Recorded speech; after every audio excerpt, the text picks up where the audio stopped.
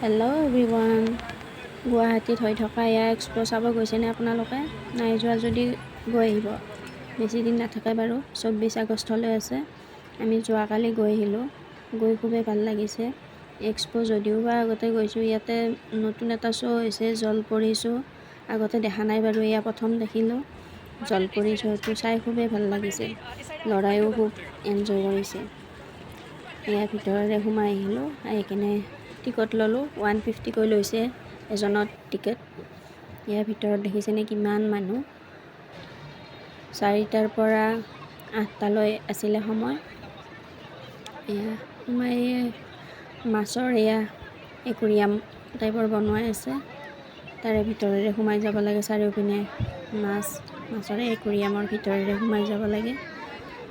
গৈ কিনে এয়া শ্ব'টো দেখিলোঁ। ইমান মানুহৰ ভিৰ, হেঁচা ঠেলা, বহুত মানুহ, একদম খোজ দিবৰ কাৰণে ঠাই নাই।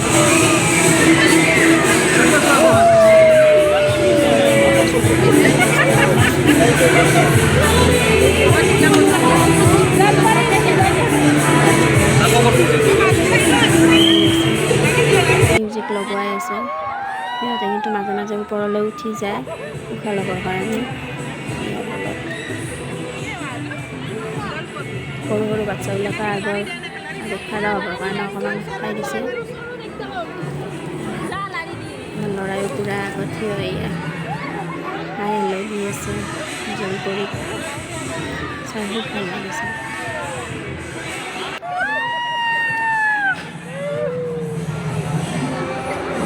চাই পোৱা নাই, এবাৰ চাই আহিব। 24 আগষ্টলৈ আছে সময়,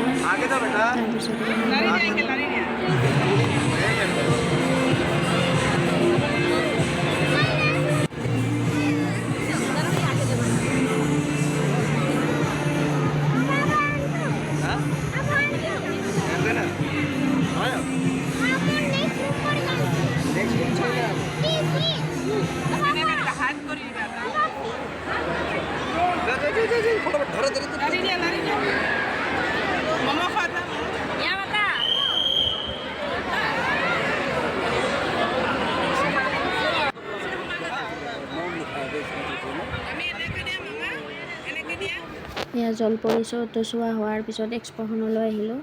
ইয়াতে নানান ধৰণৰ দোকানসমূহ আছে, সকলোবিলাক চালোঁ। কিবা কিবি অলপমান দৰকাৰী বজাৰো আছিলে, সেইবিলাকো কৰিলোঁ।